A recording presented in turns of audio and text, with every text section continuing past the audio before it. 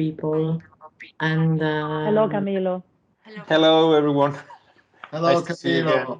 How Hi, are so you? nice to see you. no, we lost one of our speaker. Ciao, Tova. Our Portuguese,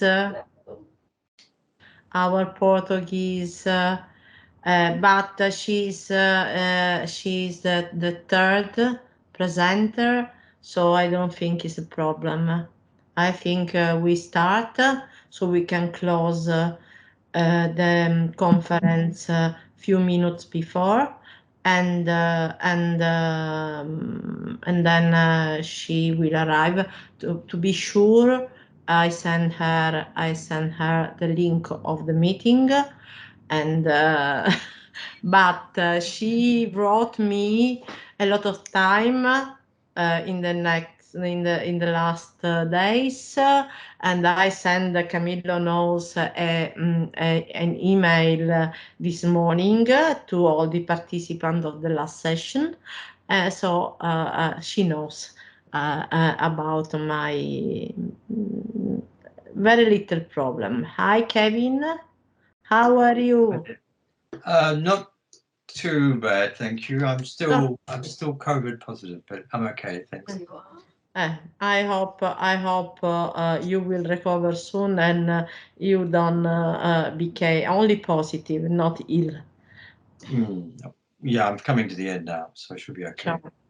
Okay, so first of all, I want to introduce the session, because our session on radicalization, sorry, I take the program to be, yes, radical social collective action in pre and post-pandemic periods. Is for the most of the contribution take advantage of the first task result of the project participation. Participation is an H2020 project in which all of us, all of the people that are speaking in this session are involved, and the very last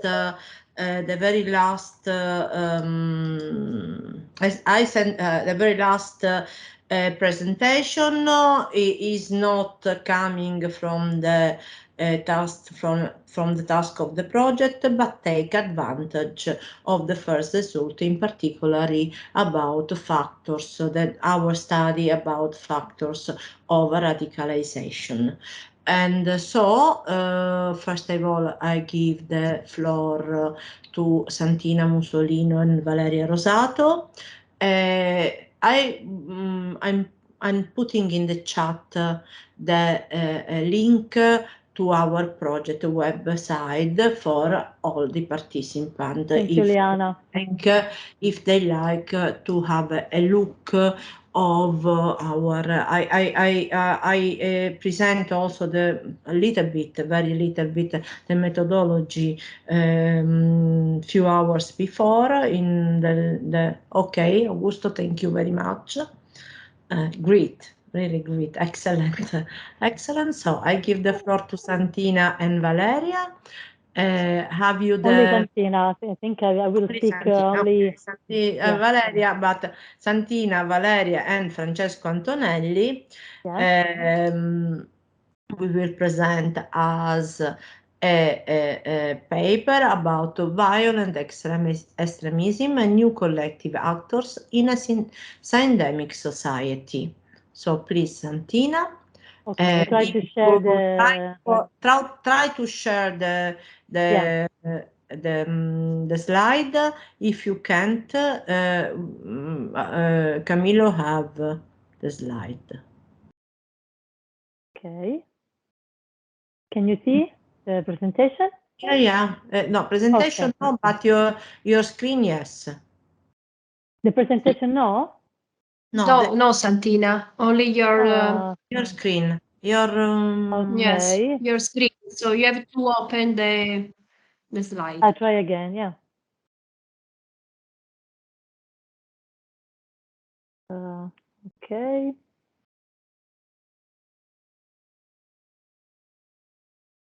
I don't know why I can find the folder.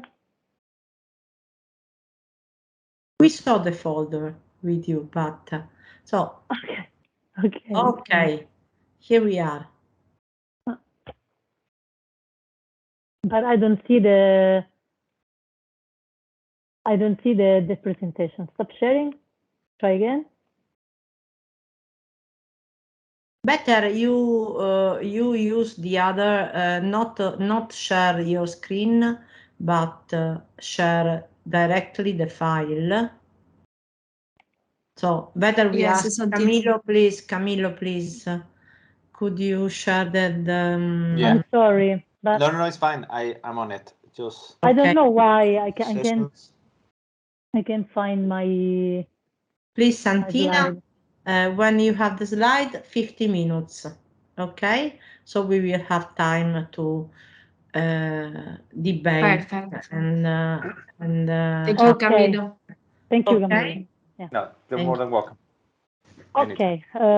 So as Liana said last minute, for some minutes ago, this is a presentation starting from the first results of participation project, a project coordinated by Francesco Antonelli, and where I work as a researcher and project manager. Please, Camillo, the next slide. Next slide, please. The purpose of this presentation is to analyze the emerging trend in violent extremism linked to the rise of new collective actors in a pandemic global situation. The presentation will be divided in 3 parts. In the first part, I will briefly introduce the theoretical discussion on contrasting and preventing extremism and radicalization, and I will present a brief analysis of the concept of syndemic global society and some methodological notes. In the second part, I will present an analysis of the general trend on extremism and radicalization in Europe, with a focus on 2 specific kinds of extremism, religious extremism and far-right extremism. And then in the third last part, I will focus on the main characteristics and criticalities of preventing, countering violent extremism, and some conclusion recommendation. Next slide, please. In the contemporary world, we face a new scenario that influenced the spread of radical and extremism attitude that we call the syndemic global society, a society characterized by an increasing interaction between the biological and social dimension, which have an impact on health treatment and policies. But syndemic global society is also a society characterized by a complex set of inequalities, social and economic imbalances, risks and threats at both local and global level. Moreover, the transformation of the jihad arena toward an increasing fragmentation, the spread of far-right extremism, the rekindling of the migration crisis, and also the socio-economic crisis due to the COVID-19 pandemic became the main challenges of Europe today, and put into question the quality of our democracy, because they focus on the crisis of integration and the crisis of participation. In this scenario, we have necessarily to rethink the approach toward extremism and radicalization. And the attempt to realize this rethinking of the approach toward extremism and radicalization could be based on these three suggestions, moving from a reactive to an anticipatory and systemic approach to extremism and radicalization.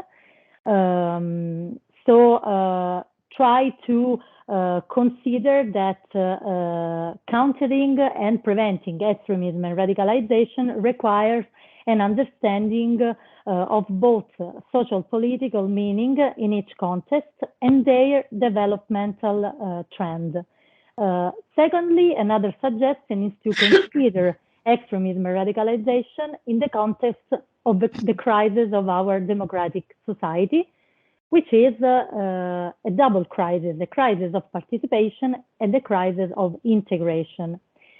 If we consider extremism as a set of social political attitude toward a delegitimation of the system, and radicalization as a process that involves minorities, pushing them to political violence, the first one, so the extremism, become the place where this double crisis manifests itself. The second, so radicalization, became the place in which dysfunctional responses to such crises occurs. Thirdly, a third suggestion is the need, the importance of a political and systemic response to extremism and radicalization. Next slide, please.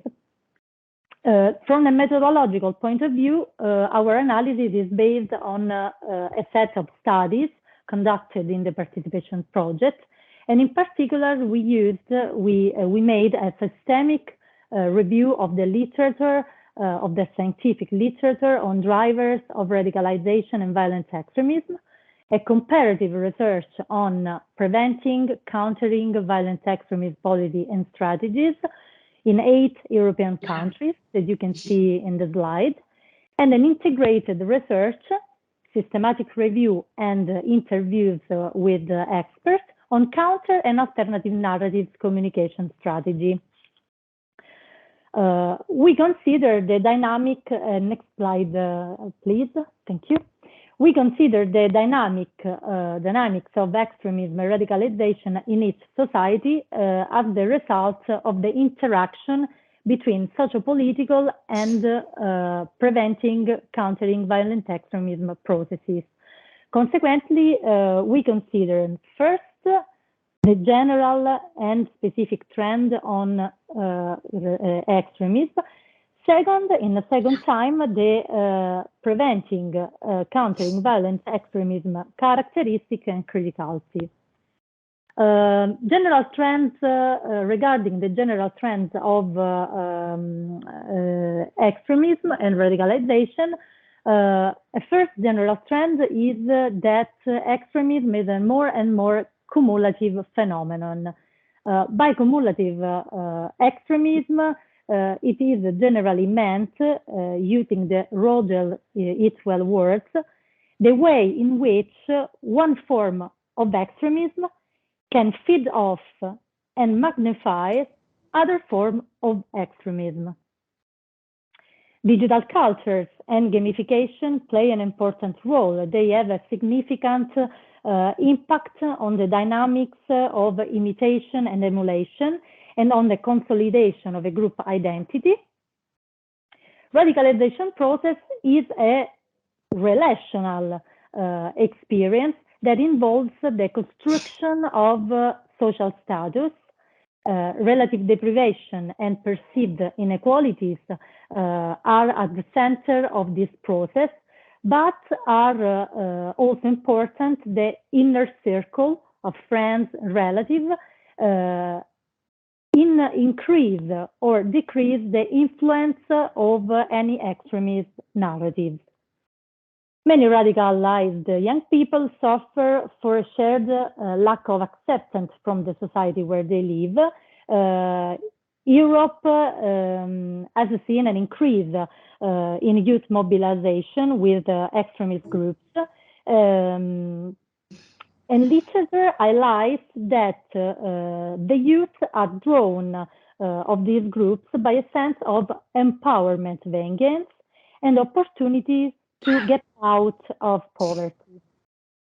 And finally, a last general trend is the hybridization process that takes place through the interaction of different forms of extremism, but also through the interaction with emerging religious phenomena such as the proliferation of conspiracy theory or new religious movements related to the recovery of an old tradition, for example, the Nordic mythology, or connected to more contemporary forms of spirituality, such as the New Age.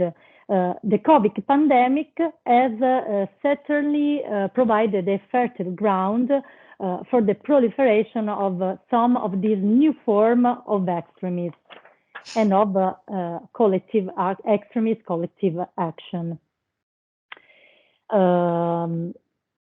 Next slide, please, Camillo. Thank you. As I said, the specific trend, I will be briefly through this slide. Specific trend regarding religious extremism and far extremism are summarized in this point of the slide.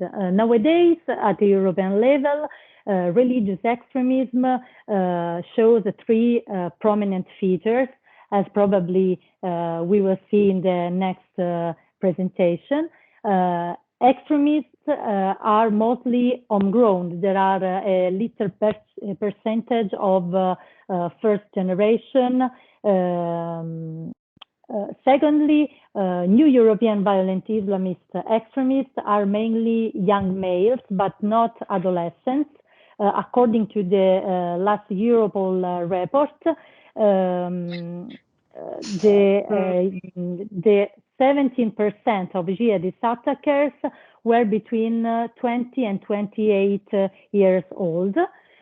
Finally, several violent Islamist extremists share a troubled family experience and professional or educational problems, and sometimes these factors are combined with experience of prison or urban segregation. Far-right extremism has shown that it can adapt and evolve to the ever-changing landscape of Europe. So the ideology and values of far-right groups are diverse and interconnected. This branch of extremist ideology can range from anti-feminism to anti-immigration to anti-establishment narratives. Far-right extremists, moreover, are known to infiltrate and participate in other social movements. During COVID pandemic, for example, anti-government protests have been an opportunity for many far-right extremist groups to take action. Finally, young people, also in far-right extremism, young people are increasingly joining far-right groups in response to inequalities and discrimination in society, made more visible by COVID-19 pandemic. Far-right groups are able to exploit the sense of marginalization to recruit not only youth but also adults in their ideology. In some cases, far-right groups provide support, including financial assistance, which can be attractive for many, especially for many young people. Regarding the preventing counter-violent extremism, main characteristic and criticalities, please next slide. Thank you. Islamist extremism is still a priority of several countries. There are different approaches toward preventing violent extremism between different countries in Europe. But a central dimension of PCVA in Europe is the role played by municipality, but one of the most important criticalities of PCVA in Europe is related to risk assessment tool and methodology that are excessively linked to the prison, to the male and the adult population. Okay, I go to the last slide, Liana. Oh no, 3 minutes. You could take 3 minutes. Okay. No Okay. So I try briefly to give some brief recommendation and a conclusion. It's important to give more attention from the Europe countries on the social environment. So the need to consider the impact that social environments have also on radicalization process and vulnerability and on radicalization process. A key part of PCVA is the information exchange, the communication between stakeholders and the public. And I try to conclude saying that according to the first results of our project, the crisis of participation and the crisis of integration are closely linked to the rise of new collective actors who tend toward new form of violent radicalization. At the same time, fragmentation, interrelation between different kinds of extremism, the process as the hybridization, requests a new approach that involves, in a more effective way, the civil society and the political society to contrast and to prevent radicalization and terrorism. Yes, it was the final slide. No. I try to summarize this point. Okay. Okay. Yeah. Thank you, Santina. Thank you for the attention. Thank you. So thank you, Santina, for your presentation. Yes, as I told before, Santina, in this case, presented a first draft of the most important task we already concluded in the project. And we will in the other I don't want to put comment or question now, even because I'm a part of the session. But she has presented the most important task we have already completed, or we are we are almost we are going to complete it, and now Professor Kevin MacDonald, we will go in deep with the digital issues. I will and Maria Doseo Pinto Arena, that is just arrived, we will speak about right extremism, and me, Augusto, and Anna Maria, we speak about religious extremism through the lens of social movement, and Malika, Nicolosi, and Sherry, we will speak about, as Santina introduce, no-vax, anti-vax, take advantage of the work done for the project participation.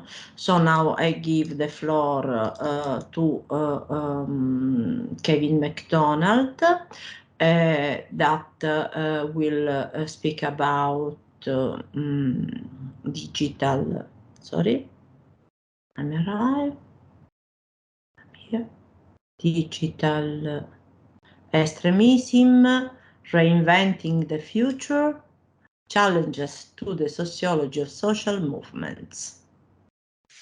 So, would you like to try to share the slide, or Camillo will do for you? No, I'll try. Okay. Let's have a look.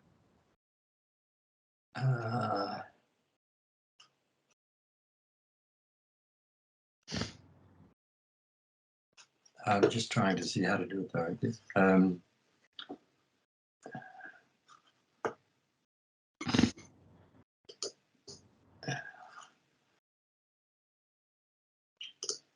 I'll see how this goes. No. It's not working. No. It's not working at all.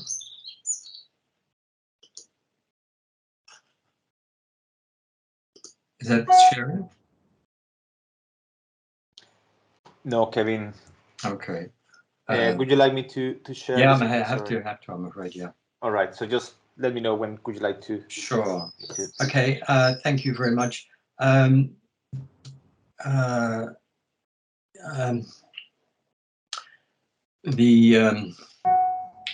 I'm going to do here is look in particular about what you can call digital extremism, and to what extent we need to think about that as some kind of broader social and cultural movement. So I'm going to particularly address work within the sociology of movements and how we need to think about that, or perhaps start to rethink it. Can you put over to the next slide, please? And I suppose the main reason I'm going to do it, and obviously it's just an overview, is that many of the sociology of social movements emerged at a particular time, the 1960s and 1970s. And it essentially dealt with Western movements at that time, not completely, but largely. And it either invented or borrowed a cluster of theoretical frameworks or ideas, framing from Goffman, identity from Erickson, organization from organization theory and Zeldin McCarthy. Alain Touraine developed the idea of new social movement, macadam political process. There was a quite creative period where a number of building blocks were constructed, which are now half a century old, more or less. And the question in terms of this paper is perhaps less around the work we're doing in the participation project than more particularly what this means in terms of thinking about movements today, and do we need to be thinking about new kinds of concepts to understand forms of collective action today. It's important to note that those theories from half a century ago were very much framed in a logic of progression forwards, a kind of linear social imaginary that characterized much of the 20th century. So movements are defined as either progressive or as regressive or reactionary. And many of these concepts have a strong afterlife, and empirically, how helpful are they to understand movements today is what I'd like to be thinking about. In particular, the idea of politics, which then was understood as representing more or less relatively stable social categories. Can we go to the next page slides, please? Now, today, if you look, there is a fairly fundamental shift at the level of political life and at a quite global level, which is political life is increasingly structured around narratives. And one of the most obvious examples of that is the decline of political parties, which are structured into terms of representing groups and much more focused on forms of communicating stories.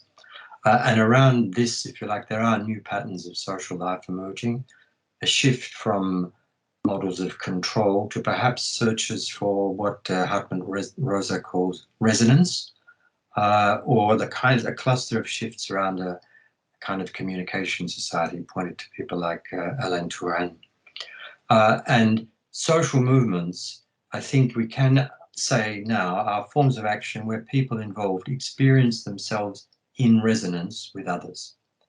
and that's perhaps a way we need to be thinking about movements. And it seems to me they are in fact less structured in terms of categories of identity or belonging, and certainly no longer in terms of structured around permanent organizations. So there are quite significant changes occurring in what you might call communication society, and that has an impact, I think, on the forms movements take and indeed the forms extremism takes. Can we go to the next slide, please? And I think we can look at digital extremism as a movement, and it's built up around communicative experiences. And some of the core of this cluster, far-right activists, incels, conspiracy theorists, QAnon, a kind of Chan culture that comes from the digital world of 4chan, but also forms of Islamism, which use the term based, which is a word that's invented over the last decade to describe a particular form of subjectivity associated with this cluster, the word based, and also NEETs, who are people defined as not in employment, education or training, as a kind of anti-wage culture. Now, this type of movement is based on a post-organizational model. It's not held together by organization, and there's a significant boundary blurring, if you like, the themes between these different currents. Can we go to the next slide, please? And that's what I want to just speak to very briefly about. The movement here is structured more in terms of affect or different kind of affective or communicative emotional registers that are embodied or shared across spaces. And we can look in the online world, it's quite clear and quite identifiable. We can see particular types of these actions are increasingly gamified. They increasingly rely on conspiracy theories. They're structured, if you like, in terms of quest and challenge, in terms of risk and danger. There is a kind of experiential world that I think if we want to understand these movements, it's very important that sociology in particular have ways of developing research to engage with this world and understand it from the inside, if you like. Next slide, please. QAnon, which is, of course, is now growing quite quickly in Europe, particularly around Telegram as a basic platform it's using, it draws a lot on popular culture. It's very much a bottom-up form of phenomenon, and it's effectively, what is it? It's a kind of network storytelling built around clues, hints, hidden powers and threats, risk, danger, excitement. There's an affective structure here that underlines the, if you like, the communicative dimension of movements is increasingly what makes them movements. Next slide, please. We can see the structure, it owes a great deal to popular culture, from films like The Matrix and so on. And within it, it builds a model of personal transformation where one's not afraid to face a disturbing reality. And that's mirrored across a whole lot of movements at the moment. On the far right, it's referred to as take the red pill. Amongst incels, it's referred to as take the black pill. And amongst the various currents of radical jihadism at the moment, it's referred to as either take the Islam pill or take the green pill. There's a kind of model here of a type of subjectivity defined as before and after. And it's important to understand a movement built around this model of subjectivity. Next slide, please. And in terms of this movement, it's very important to recognize the importance of conspiracy theories structured in terms of risk and danger, and fundamentally categories of pure and impure and contamination. So it's very, very important to understand the building blocks of anti-Semitism around which are constructed contemporary forms of extremism, both modern expressions of based jihadism and also far-right extremism. these are buried framed, if you like, in terms of a model of impurity and danger, and we can still see the adrenochrome conspiracy theory, which developed about 4 years ago actually on 4chan, is still having an afterlife now, and it enters into popular culture through music, through Spotify, and it's a very important driver both of anti-Semitism and also violent events. The terrorist attack in Hanau in Germany in 2019 references underground bases and satanic rituals, if you like, spaces that are outside the ordinary, which are very important to understand within this movement. Next slide, please. And to the extent that it's a global phenomenon, it is important to recognize that certain currents within this movement take the form of what you might as better understand as an alternate reality game. So it's a world that disconnects, if you like, from the categories of true and false, and that's a quite wide phenomenon at the moment within broader culture, drives disinformation as a cultural phenomenon, a mass cultural phenomenon, and many forms of far-right extremism at the moment in particular are better understood as a game organized around clues, search for thrills, discovery, and where there's such a secret at the center that the world, once that secret's discovered, the world one previously lived in is fractured. It breaks apart. And therefore, there's a very strong dimension of fascination involved in it, which is both the tension between, in Freudian terms, between attraction and horror. And it offers a game, if you like, offers also a template for action.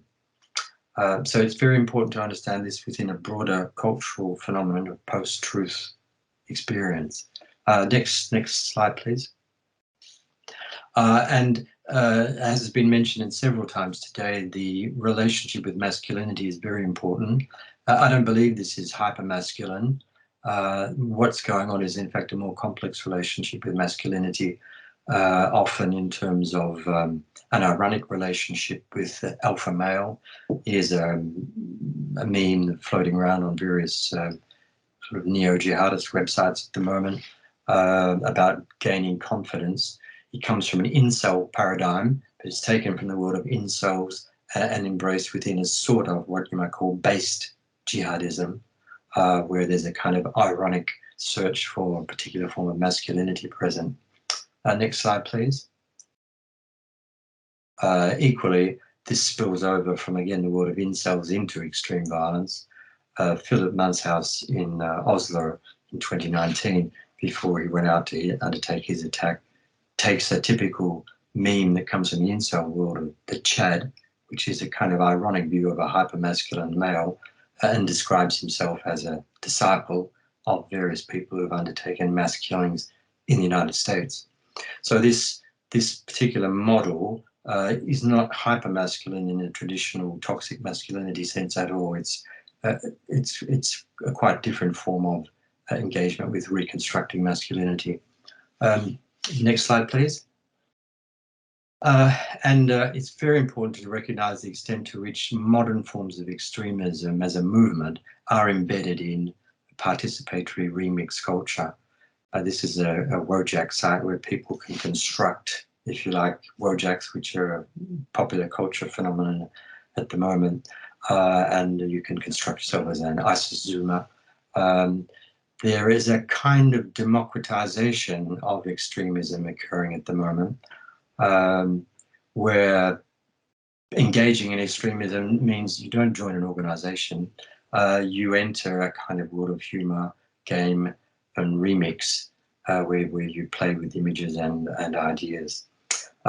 Next slide, please. So just to finish, this is a kind of movement. I think it's very important to recognize this is a movement constructed around spaces of communication, and we can actually analyze these, not in 10 minutes, but there are fields of communication here that can be analyzed. It's important to note that here, communication is organization. That's the fundamental message here in complex societies. It is the communication which is an organization, and pattern communication. and in particular forms of resonance, increasingly exist at global scale. So we are seeing these themes are not only in the global north by any means, these themes are at work from north to the global south. People don't join a movement, they become part of authoring a networked multi-author narrative. And that is in fact the structure of movement now, multi-author narrative. It's very important to recognize there are forms of power here, and one is the ability to construct the language that others use, and that has strategic dimensions. Far-right groups at the moment have made it their business to colonize and control a website called the Urban Dictionary, which is where you find what words mean, and reshape that. And they've very effectively done so over the past 4 or 5 years, and reshaping the language that people use, because they are capturing and shaping the building blocks. One of them, which I've not really talked about here, is the language of memes, which are fundamental to digital communications. Memes are images and words, not where they fuse, but where they are in tension between each other. And you experience a meme in 2 ways, and often in a contradictory way. You might laugh at it, and you might be shocked by it. It's very important to get inside the forms of communication that are emerging at the moment, around which extremism is constructing and becoming a very significant global movement. That's a challenge we all confront together, to understand this and to build counter models of participatory and network communication. And it's particularly a challenge to the sociology of movements, to recognize and engage with these kinds of mobilizations, which are very different from the forms that movements took half a century ago. So thank you. Thanks. So thanks, Kevin, as done before for the presentation of Santina, Francesco Antonelli and Valeria Rosato. I don't want to add, I want to add comments, but because we have worked together on the gender issue with the meme and so on, so a part of a little part of your presentation regards also the work we have done for the project. Of course, you enlarge a lot consideration, reflection, and insights. So very thanks for your very interesting insight about digital extremism and so on. So good. I give the floor now to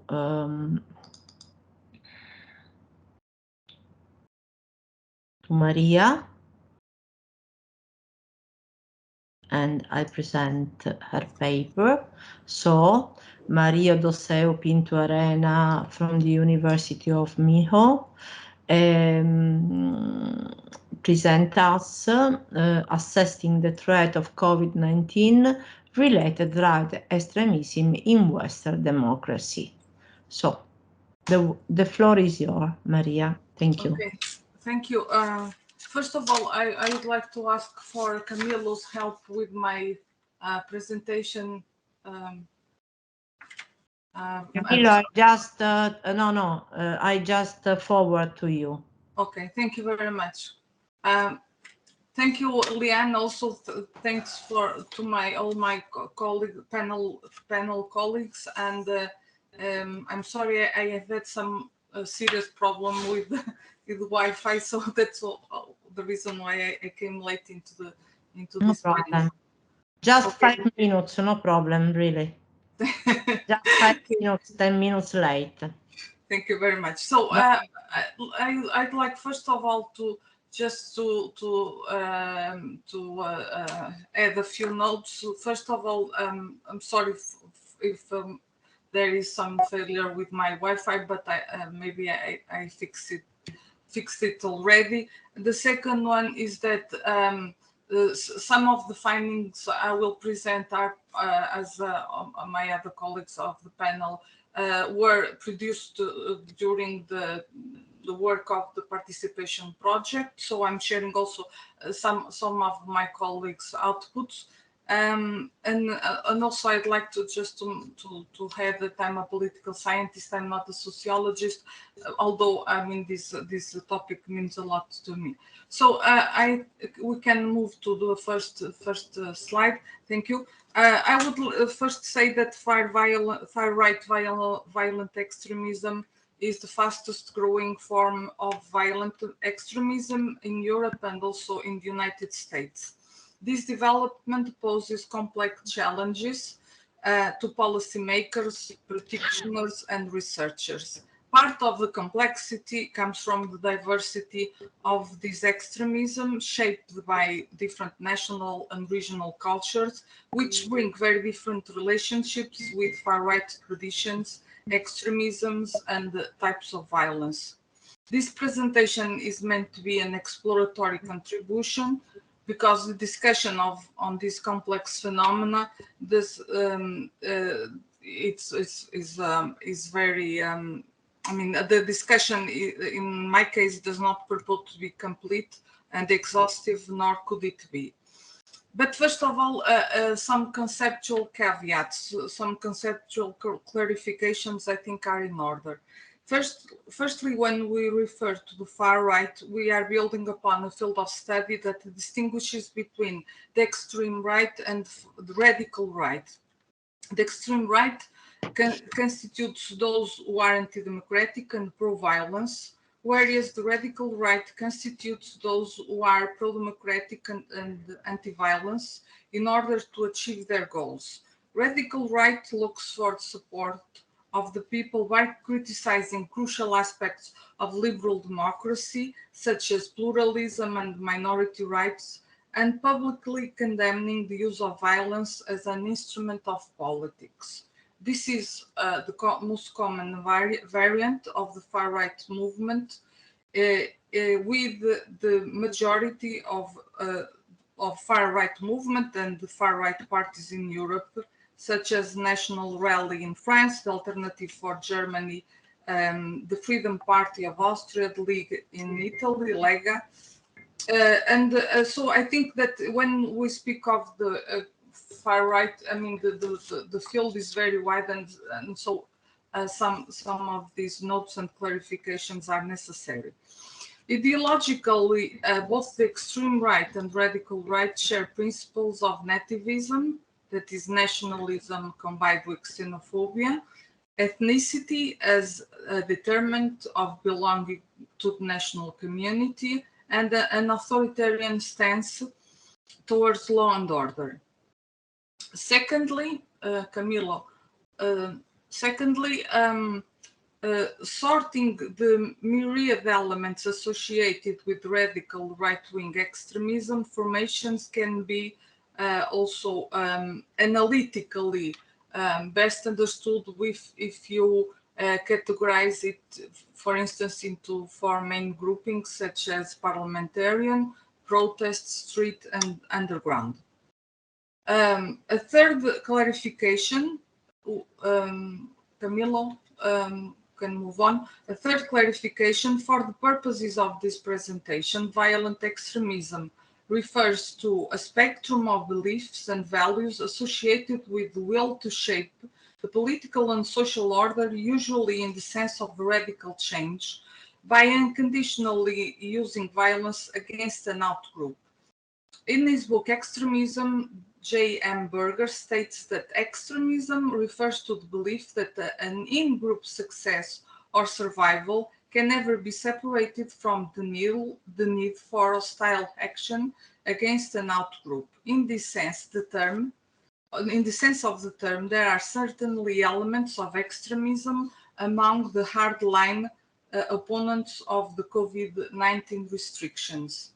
In COVID-related extremist narratives, the in-group is the people and the out-group is the political and economic elite that is using or even staging the pandemic as an excuse to introduce measures to subjugate the people. I think that I also will now touch upon a number of issues which have already been addressed by my colleagues. One of them is the conspiracy theories which abound in the pro-extreme or far-right universe. Conspiracy theories which have proliferated online through apps such as Telegram and YouTube. For example, the Great Replacement Theory. I think we can move on now, Camilo. The Great Replacement Theory has been mentioned in the social media and platforms and is said to have heavily influenced the Christchurch attacks and the May Buffalo attack this year in the United States. That once fringe white extremist conspiracy, which has been iterated on over time to appeal to wider audiences, has penetrated a much more mainstream portion of American society. QAnon influencers have widely used the COVID-19 pandemic, for instance, to spread disinformation and fake news that fuel polarization in society and constitute a breeding ground for violence. These theories, conspirational theories, often include anti-migration and anti-abortion narratives, thereby connecting with apparent grievances of people across the world. Communication strategies employ various push and pull factors to disseminate their narratives. A popular push factor employed by far-right narratives is the perceived threat of Muslims taking over Europe, mobilizing individuals to take action. Pull factors, on the other hand, emphasize the nature of protection and belonging, especially targeting disenfranchised youth with anti-establishment mindsets. Can move on to the other slide.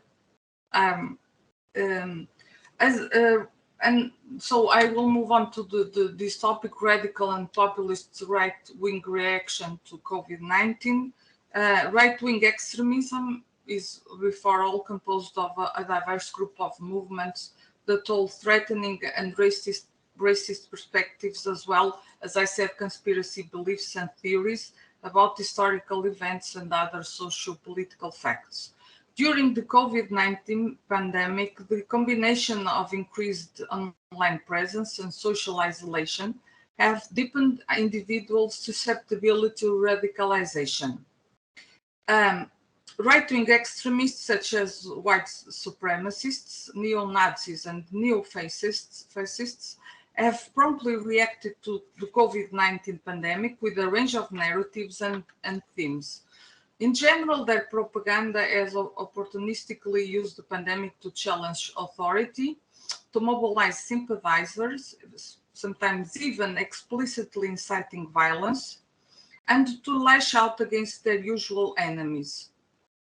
Right-wing extremists have also used COVID-19 to scapegoat populations or social categories accused of being responsible for the infection, for example, Chinese nationals or people of Asian origin, but also Jews and other religious or ethnic minorities or migrants, and even well-known globalist tycoons such as Bill Gates or George Soros.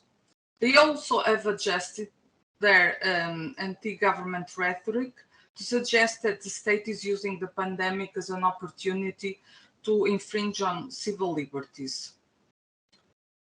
In general, the right-wing extremists have amplified a number of existing conspiracy theories related to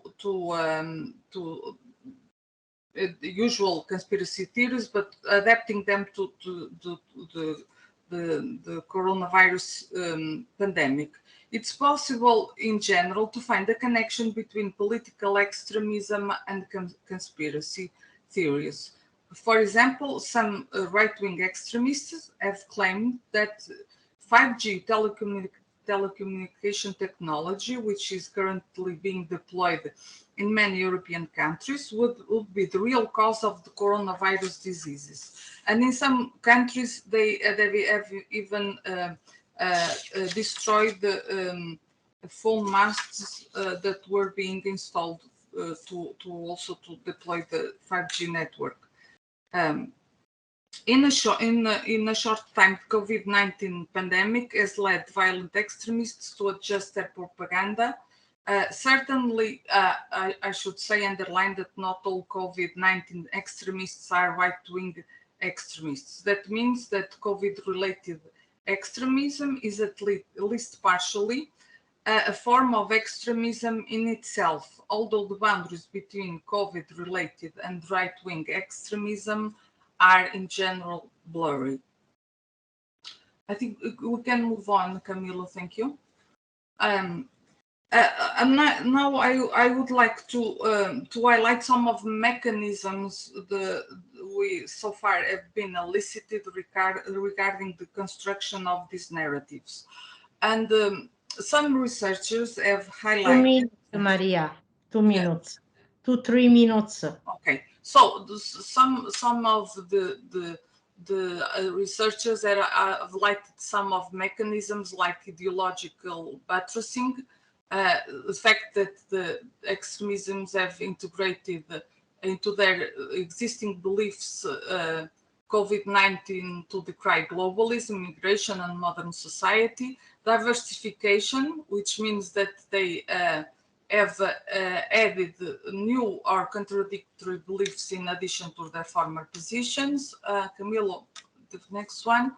And finally, a third mechanism, which is idiosyncratization, where disconnected beliefs were adapted, such as G5 causing COVID-19.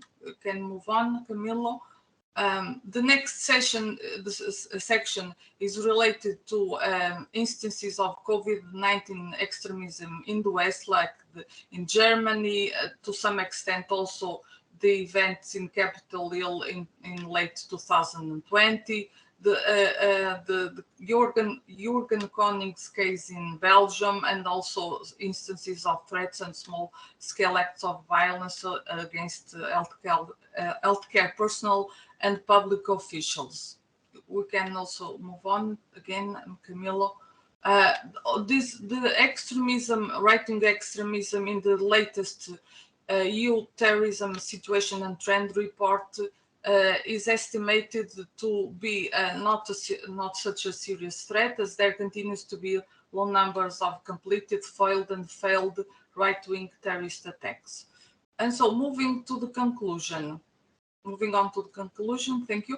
I would say, summing up, that there is the potential for violence from COVID-related extremist actors, as we have seen, but by the time of writing, the scale of the violence that is distinctly and specifically COVID-related associated does not warrant the conclusion that Western states' national security endangers. However, I think the biggest danger is that the spread of narratives that underpin COVID-19 pandemic pose a threat to democratic institutions by eroding the factual basis that democracies need in order to function properly, and also that the fact that that conspiracy theories tend to contain insinuations against the media.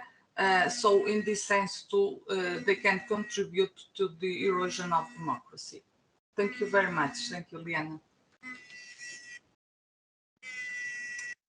Thank you, Maria, for your insight about right-wing extremism.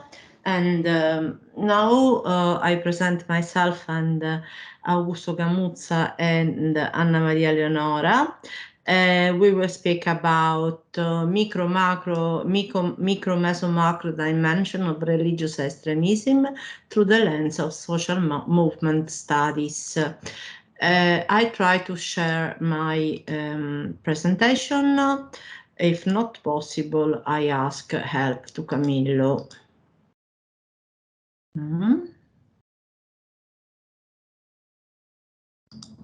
Just a bit.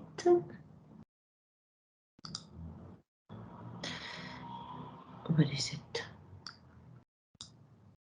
Here is it?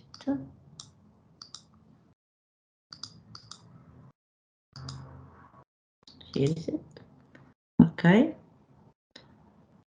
Do you see the presentation? Yes, Diana, perfect. Yes, Thank yes. you. Yes. Yes. So I'm luckier than the other.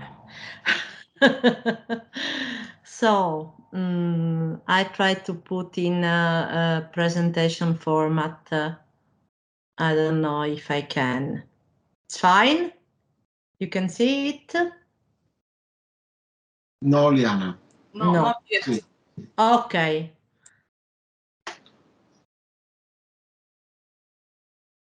It's fine. Yes, perfect. Okay, perfect. So our presentation is about, I read it before, so we go right at the focus. First of all, we would like to put to focus the link between radicalism and social movement, and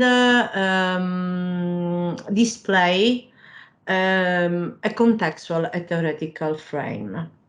There is not so much about radicalism and social movement, even if the radicalism expression, the radical behavior stay inside the social movement collective action. And sociological understanding usually will be vague and ill-defined.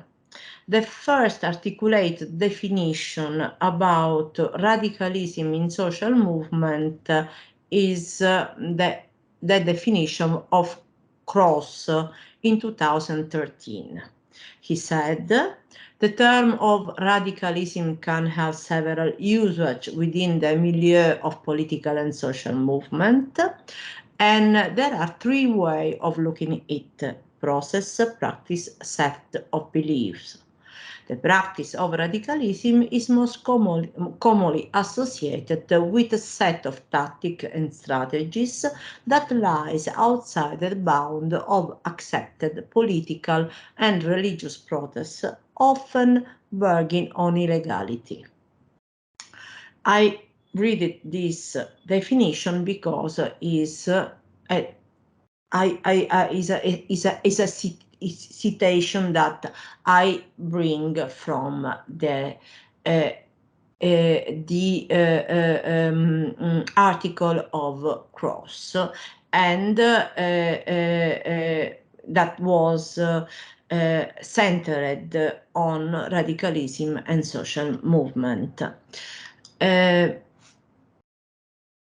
What is radical is depend also on the context, depend also on the norm of the movement and on the norm of the context, and especially on the level of acceptation of state and institutional actor, and then also a definition of deviant behavior and radical behavior. It is possible to find a link among processes, practice, and belief. The first process, as we can see in our systematic literature research that will present by Augusto next of this first contextual framework, is that becoming radical is the central process. Then practice outside the realm of accepting or into the realm of illegal action characterize the collective action. Third, about belief, beliefs are about how best to achieve movement's goal, and the perception that currently accepted pathways are insufficient and extraordinary measure must be taken. We can see this link between belief and collective action in the next presentation about Novax anti-vax protest in Italy.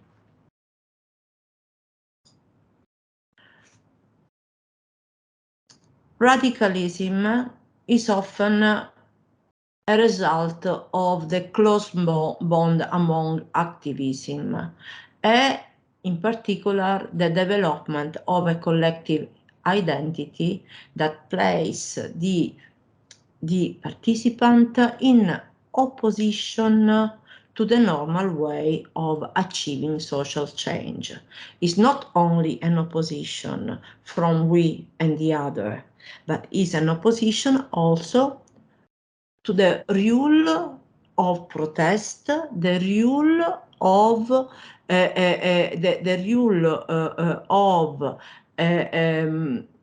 achieve social change through the protest strategy, through the collective action. So collective identity that is typically conceptualized as a sense of we-ness or oneness anchored in a real imagined shared attribute and experience of participant, and an oppositional identity to other groups, and in this case through also against the rule of protest, accepted the rule of protest. The radical identities, the radical collective identities are constructed in contrast to and in interaction with their fellow activists. Another, I forget, so they put my timer, but I don't know. Sorry. We are the middle. We are the middle. I'm the middle. Okay, Yeah. I'm finished. Is the last? I think it's the last slide. Inside a religious movement is very important. A religious radical movement is very important. The conversion process. And this was displayed by the Lofland-Stark model and was criticized,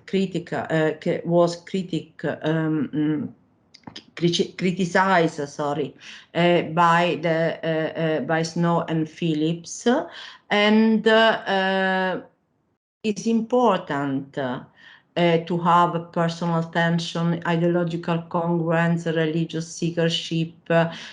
These are necessary predisposing conditions, but the motive for behavior are also emergent and interactional. They, Snow and Phillips, add that really conversion is very improbable in the absence of affective, intensive interaction. This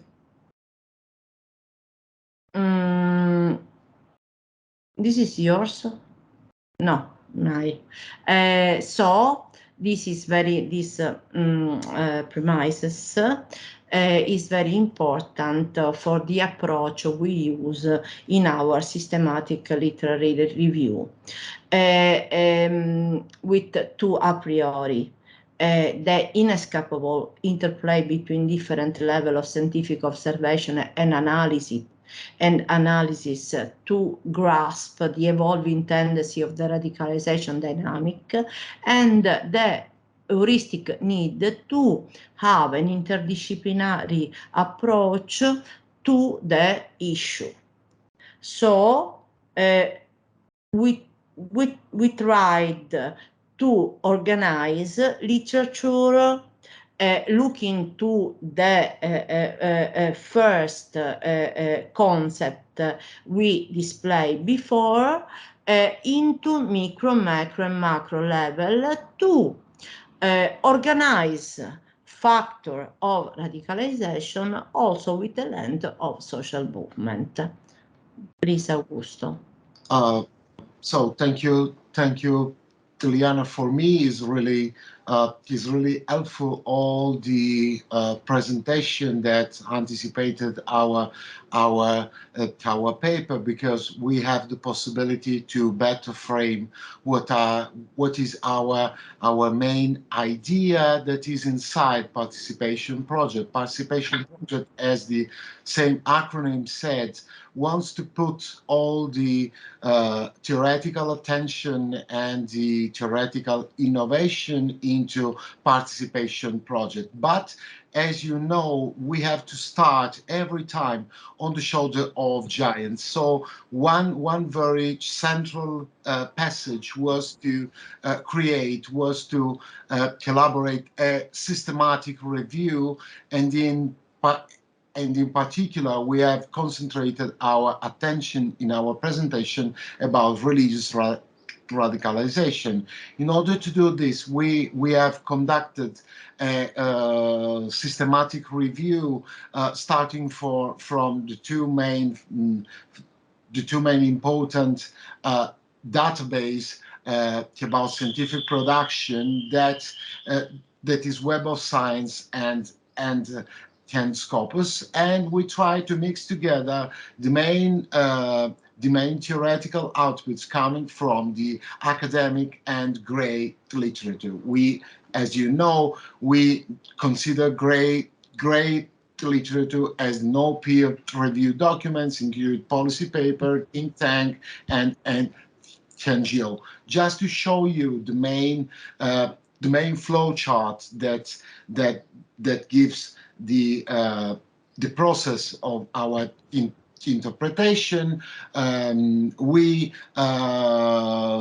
selected 1,184 papers, and then after a process of removing and refining our research, we concentrate our attention upon the cross-analysis about 166 articles that are focusing and reading for the final selection for that gives that takes advantage broad from qualitative and quantitative analysis. We can move on to the next slide, and just to give you a quick overview and just to link with the three dimension when the three level of observation, we have categorized our 166 paper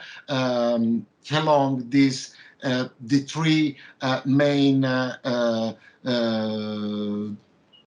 dimensions already mentioned, that are the micro, macro, meso, and macro.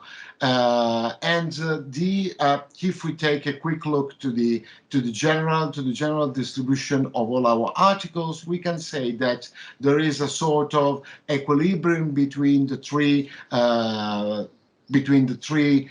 dimension, and but on the other side, it is important to highlight that there is a prevalence, and that's a very interesting data about the empirical data. So the empirical data-based literature review constitute over the half of the academic literature reviewed, and the remaining 41% is based on theoretical or other literature review. So there is a very specific focus on the theoretical, on the research dimension. We can go on just to complete our overview. Another very relevant point was the presence of the youth issue that is relatively relevant in quantitative terms, highlighting that the scientific interest from the understanding on the form of conflict, intolerance, and discrimination is particularly focused on the youth dimension. On the other side, it's quite interesting to consider that we have found it that there is an underrepresented dimension about the gender issue. So the gender issue represents a underdeveloped from the scientific point of view of the considered literature. I have forgotten to say one very relevant thing. We have considered the time span between 2016 2021. So we have taken into account the last 5 years. So the most recent evolution of the debate. We can go on, and after this, just to summarize, what are the main interpretive output that we try to sum up, thanks to our analysis. We have found it that there are three, if we try to divide and to cluster all the different articles along our segmentation, we can say very, very briefly that the identity crisis and the social psychological factors are the main themes developed into the micro and individual level. On the other side, and this is the most relevant point that we have taken under consideration during our presentation, is the meso, so the group level. On this side, we have two main arguments into this level, that are the group membership and dynamic, that, as Liana said before, highlight the collective social identity and the narratives of the us versus them, and the process of dehumanizing the others, dehumanizing the counterpart in a certain sense, are the main theme that are developed into our literature review. Last but not least, even national socioeconomic dynamics linked to inequalities, linked to the widespread of society tensions and the increasing of social inequalities we have seen during, especially when we speak about COVID-19 and what has happened to the social movement as a consequence of this total social fact. And we have the increase in violent episodes and acts, and on the other side we have the emergence of far-right and far-left violent extremism and terrorist organization. We can move on, and we want to concentrate just to better focus on our conference topics. We try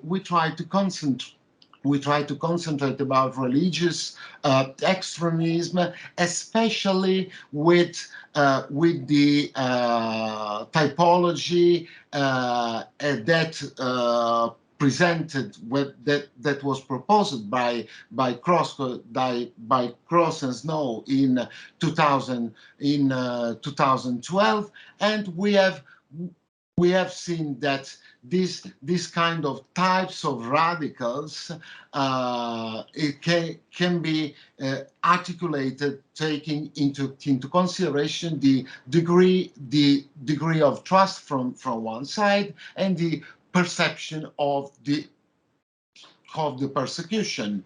And if we concentrate on the loners category that are not that are the subject not trusted by the grassroots peers, and at the same time they have the perception of protest as actively persecuted, we want to add a specific nuance that is really relevant in our idea, and in a certain sense rhymes with what Kevin said before.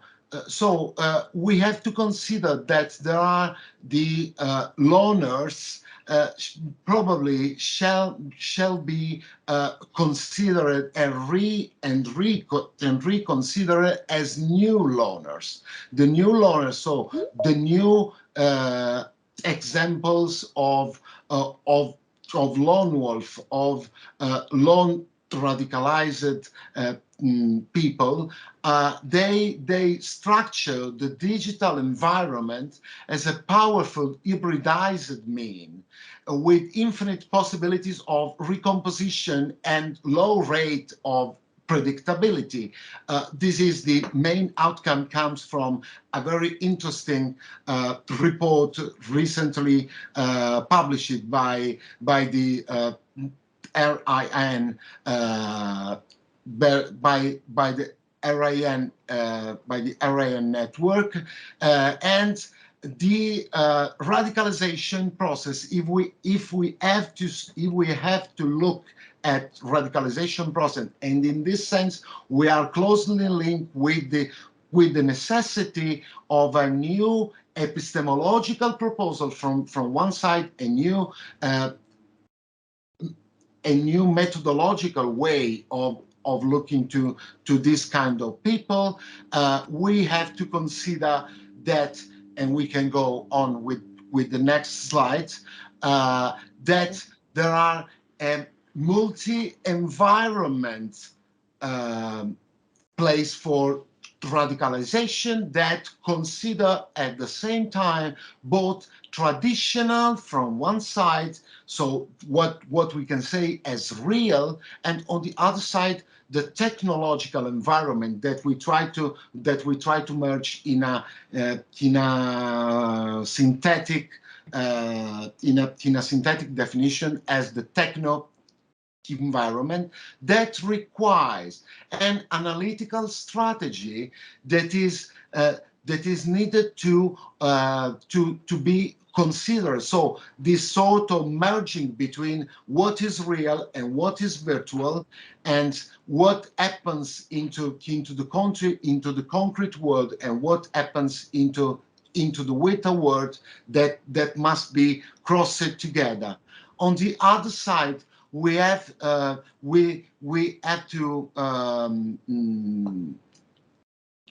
consider that these kind of alternative groups are definitely linked with ecological communities that nurture these kind of new loners. On the other side, and this is quite obvious, we have the relevance, we have the growing relevance of the interplay between different disciplines in order to scientifically frame new hybridizer forms. Sociologists has to go out of their comfort zone of our discipline in order to open to other kinds of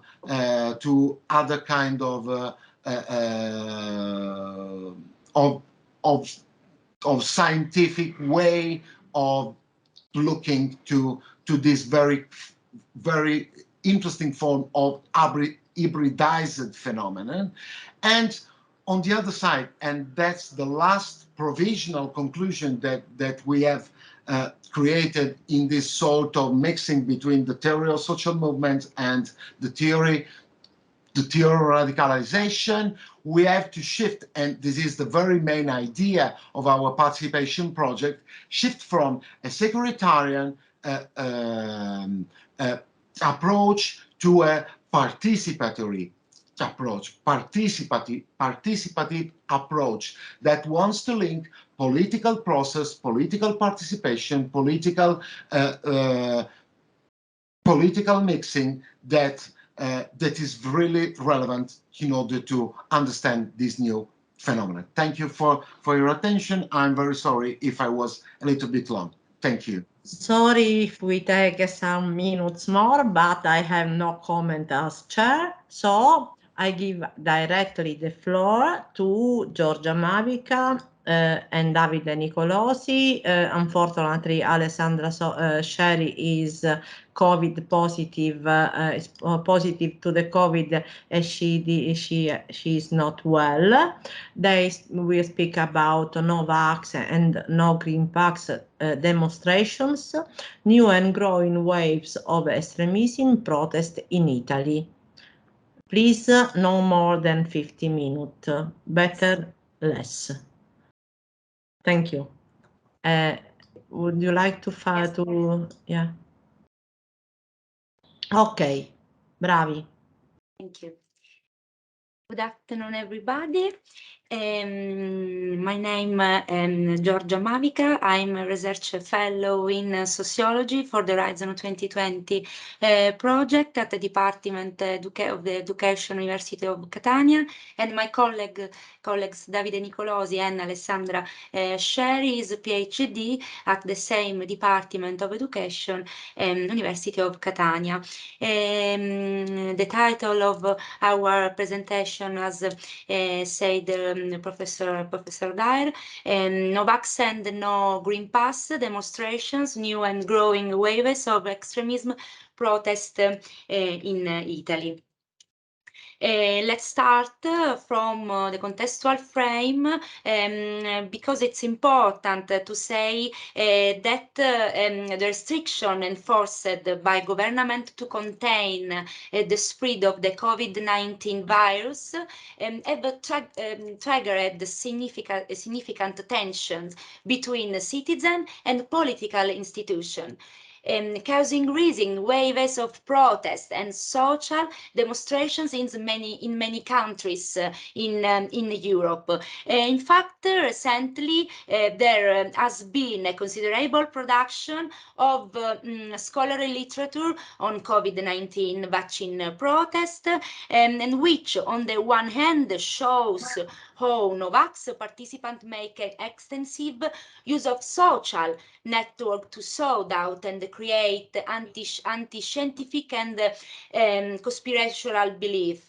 And on the other hand, it highlights the presence, no Green Pass protest, and presence of anti-vaccine groups that seem to embrace a radical ideology, user or condones violence to reach a specific political and ideological purpose.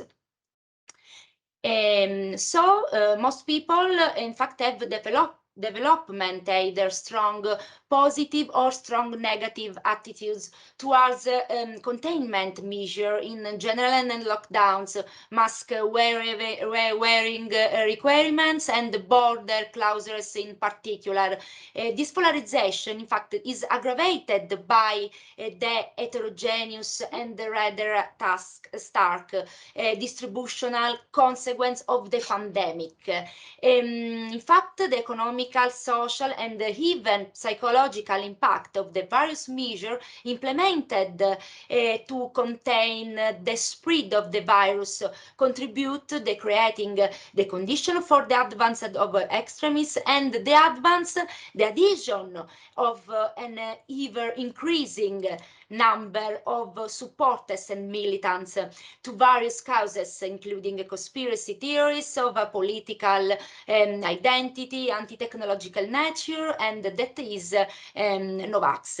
In fact, in the past years across Europe, a series of protests driven by a strongly anti-elite, anti-lockdown, and anti-vaccine agenda, often rooted in conspiracy theories, have been infiltrated by right-wing extremist elements, which have contributed to increasing the violence potential of this manifestation, that is Novax and no Green Pass protest. the analysis of social network, in particular the social media, highlights how the Novax doctrine is evolving in an organizational sense by approaching groups in the world of right-wing extremists and those anarcho-insurrectionist types.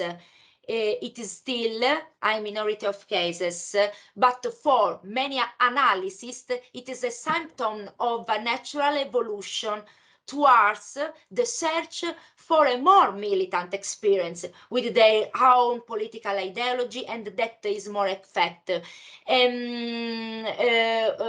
Moreover, today, in fact, militant Novax individuals have the critical mass needed to organize public action such as protest, boycotts, and political lobbying.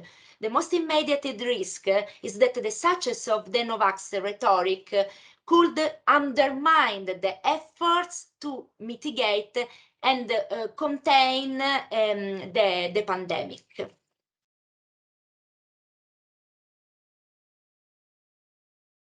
Good afternoon to all.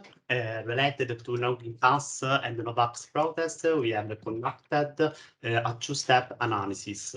The aim of the research is to analyze the recent protest on Green Pass and the Novax in Italy, and we can highlight two operative steps. In the first descriptive interpretive phase, we have analyzed the report of the Italian newspaper that deal with the Green Pass and the Novax protest. In the second comprehensive interpretive step, we have analyzed non-directive interviews with key witnesses of this protest group. In particular, the analysis of the interviews takes up the points that had already been defined during the first step of the research, in order to carry out this in-depth study. The newspaper interviews were analyzed using the 5W+1H model. It is useful to analyze this demonstration in analytic form and to analyze them from different angles. In this case, the individual and collective actors of this protest talk to the axis, the type of collective action of this actor, what the individual collective objectivities, why, the origin of the protest when, the place where, and the form and the strategies of the protest action how. The result of the two steps open a discussion on the understanding of Green Pass and Novax protest and the profiles related to the factors of radicalization and polarization. In the first phase, who highlights different individual and collective subjectivities, who tend to structure themselves as a unitary coordination, but not only. In this demonstration are also present the participation of political group, often extremist in nature, for example, Dora Group. What evidence this group define themselves as subjects who voluntarily decide to unite a spontaneous way. In fact, the post evidence now, some of the demonstrators are organized, structured, and hegemonic. When evidence the respective laws that caused the demonstration, in particular the laws of 14 October 2021, number 246, and the law of 7 January 2022, number 1. The law of 14 October consists in the implementation of the Green Pass in the workplace. Relative to law 7 January 2022, reformista evidence that there are initiatives to protest against the compulsory vaccination for the over 15s. Why evidence that this degree highlight two principal figures, Green Pass, who oppose new restriction related to Green Pass and vaccine obligation, and Novax, who affirm that the vaccine is a horror show caused by experimental gene serums. The analysis, in particular, highlights the presence of the extremist Novax subject, in this case, so-called various new entities united by the adherents to conspiracy theories with the aim of proselytizing and carrying out raids against the vaccine hub. Where evidence that the collective action of this process group tends to be structured more toward the use of online network, in particular thanks to Telegram chat. However, social network thus became privileged channels through which propaganda, both populist and conspiratorial, was disseminated. In particular, on Telegram channel, there are present videos on how to organize sabotage action or damage. How evident that the structure of the non-impasse Novax collective group can be explored through the three logic of protest: the logic of number, the logic of bearing witness, and the logic of damage that are present in equal measure. V is very close to how axis because the logic of damage evidence also moment of tension between the non-impasse protester and some extremist streams, in this case Forza Nuova, that are infiltrated and stage disturbance in this demonstration. The presence of extremist element within the demonstration proves to be an indicator, revealing that this collective protest maintains its character of spontaneous collective action, because violence makes collective action extremely irrational, generating being point within this collective group. The first analysis reveals offline, but also online groups related to the conspiracy that is more relevant actually. In fact, from this analysis, we can find extremists that try to disseminate political ideologies, and other extremists rejected the existence of COVID-19. In this case, they use social network to spread their anti-scientific interpretation. During the second step of the research, the same point noted during the first step emerged, in particular in the axis who, what, when, why, and where. Despite this, the interviews highlighted other aspects relating to the non-impasse Novax protest. In fact, the axis how, related to interviews, reveals that the protest against the impasse do not seem to have resulted in violent action. In fact, a spokesperson of AFI evidence the non-impasse people have never used violence. They have been victims of violence many times. There has been state violence which was to force people. If it is not violent, then what is? Moreover, how evidence form of conspiracy present in the action of these protests. In fact, some of them claim that despite having contracted COVID, they have never used the impasse in order to remain consistent with their ideas and beliefs. People perceive the impasse as unfair or as a fundamental threat to their belief. The impasse are more likely to exacerbate polarization. In fact, an activist evidence that the protester reject the label Novax or anti-vax, making it a matter of freedom and opposition to the violent administration of an experimental product. In fact, they evidence their opposition. They demonstrate their point of view that is opposed to decision of state and the government. Relevant evidence emerged from this presentation. In fact, the first highlights how multidimensional and multi-level analysis, such as the 5W plus 1H model, is useful for understanding a complex and multifaceted social reality. Despite this first phase of analysis, the information derived only from newspaper articles cannot be considered exhaustive. Newspaper reports can demonstrate a reliable, biased and incomplete, and so they can give a general picture of the situation in general.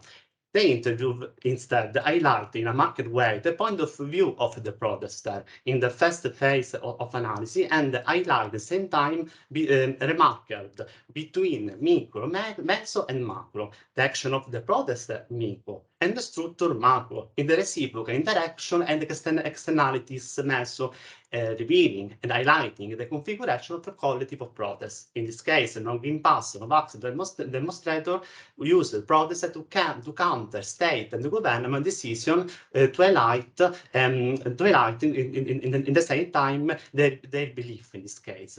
A second important point that emerged from this analysis, that is the result of the first, is the evolution of the Novax doctrine. It is still a minority of case, but they try to disseminate political ideology and belief, luring new members to their cause through the use of social media and social network. Thank you for your attention. Thank you, Giorgia, Davide, and Alessandra. Now I don't. We are a little bit late, Camilo.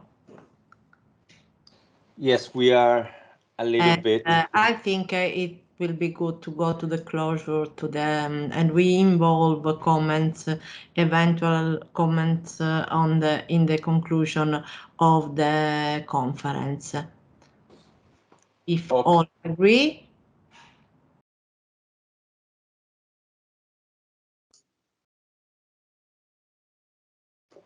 Well, yeah, will be fine by me, but I don't. Sure. Maybe we can just contact individually. Some, I know, So, I have some questions for some people. Someone have question, comment, please.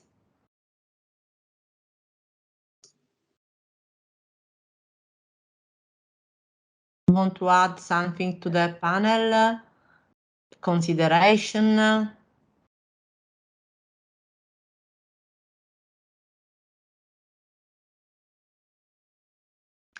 So consideration about the conference. Okay, so let's do the let's do the tired really. yeah, let's do the closing remarks. I know that I'm conscious that this sure. has been No, late. I want to. So I will say very few words because thank you, Lydia, and someone sent a message because I have to leave, and I enjoy a lot this conference. I hope you too.